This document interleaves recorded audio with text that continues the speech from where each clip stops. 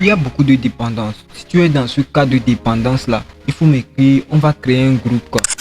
Avant que je commence, j'étais malade, donc j'étais hospitalisé à l'hôpital. Donc pour calmer ma douleur, les médecins m'ont prescrit les antidouleurs, quoi. Vous comprenez? Les antidouleurs pour calmer la douleur, c'est ça. Mais au fur et à mesure que je prenais ça, j'étais devenu dépendant de ça. Vous comprenez? Et un jour, je prenais ça chaque semaine. Quand j'avais commencé, je prenais un matin, un soir. C'était le Tramadol, hein. Un matin, un soir, chaque jour, un matin, un soir. Mais au fur et à mesure, j'ai commencé par augmenter la dose.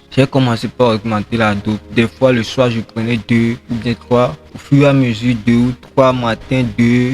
Le soir, 3. Ça fait 5 déjà. Hein. Donc, avec le temps, j'ai augmenté à... Le soir, je prenais jusqu'à 4 à 5 pilules de 50 mg. Vous comprenez, non? Donc, un jour, je me suis rendu compte que c'est devenu... J'ai voulu arrêter parce que c'est du dépense. Chaque semaine, je peux acheter 2 paquets. Chaque semaine, 2 paquets de Tramadol. Mais un, c'est à 3000 francs. Chaque jour, chaque semaine, j'ai calculé tout cet argent-là. Et ça fait au moins 1 an et demi comme ça. Imaginez combien j'ai dépensé dans ça. Donc, j'ai voulu arrêter. Et une journée, je me suis décidé de laisser ça, de ne plus prendre ça. Et cette nuit-là, j'ai pas pu dormir, les gars. J'ai pas pu dormir. C'est pas à cause de la maladie que j'avais avant de commencer à prendre l'antidouleur. C'est déjà parti. Hein. Je suis totalement guéri grâce à Dieu. Je suis totalement guéri. Une de ces jours-là, je vais vous conter ça aussi. Mais je suis totalement guéri grâce à Dieu. Mais quand j'ai voulu laisser le Tramadol, j'ai pas pu.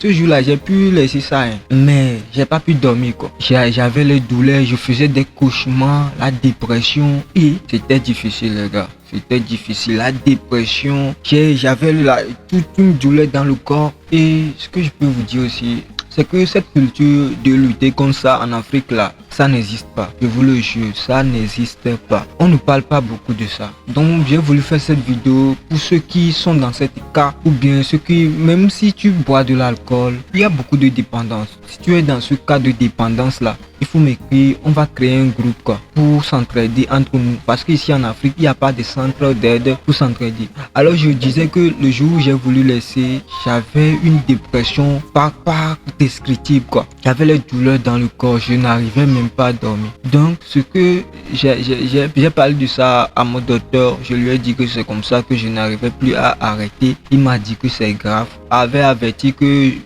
pour prendre les trucs de antidouleur là, il faut contrôler ça.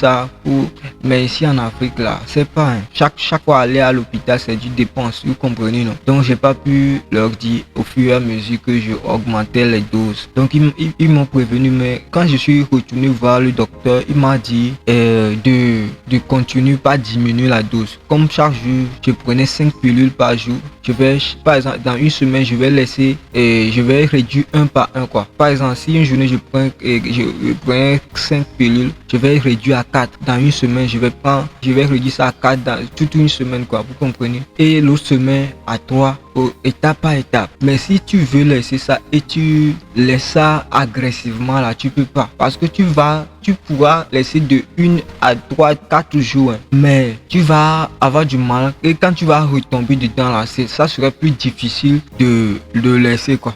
Vous comprenez, non? Donc les gars, c'est ça. La dépendance en Afrique, c'est réel. Donc mon gars, si tu es dans le même cas que moi, il faut m'écrire en commentaire. On va créer un groupe, on va créer une organisation pour parler de ça en Afrique parce que c'est un cas réel et les médecins, je pense pas qu'ils sont conscients de ce qui se passe là, parce que la dépendance des médicaments là, c'est réel et c'est pas seulement pour les médicaments. Il y a ceux qui prennent ça dans les ghettos, les Tramadol, les trucs qu'on vend dans les ghettos, les pilules, les vodis, les alcools là. C'est une dépendance réelle qu'on n'arrive pas à arrêter. Donc s'il y a des gens qui sont ici qui m'écoutent, écrivez-moi en commentaire, on va organiser une groupe spécialement pour aider les jeunes, quoi. Et j'aimerais faire une vidéo pour aller dans les ghettos, bien dans les endroits où parler avec les gens qui sont dépendants pour sensibiliser la jeunesse africaine parce que c'est un véritable risque qui nous menace ici en Afrique. J'ai pas encore totalement laissé les médicaments. Mais je suis sur la voie, vous comprenez, non? je suis sur la voie et c'est une vraie maladie, la dépendance. C'est une vraie maladie. Donc c'est ça. Ici c'est la voix de Dieu. Je suis là pour partager ça. Si tu as pu regarder cette vidéo, écris-moi en commentaire. Et si tu es dans le même cas, on va parler, on va s'entraider à laisser ce qui détruit nos vies. Parce que ça gâche la vie. Parce que tu ne peux plus faire tes projets, tu ne peux plus réaliser tes rêves. Tu dépenses tout ton argent dans ça. Tu n'as pas tu n'as pas de projet, quoi. Tu n'as plus de rêve. Tu n'as plus un objectif à réaliser. Toute ta vie est gâtée. Tu n'as plus d'ambition. Donc les gars, c'est un risque réel. Et moi j'ai vu qu'on doit parler de ça. Et donc si tu es dans mon cas, écris-moi en commentaire. On va créer un groupe, même si c'est un groupe WhatsApp. On va parler dedans, s'entraider les gars. Ici c'est la voix de Jésus ou bien la voix de Dieu. Écrivez-moi en commentaire. Ciao, merci.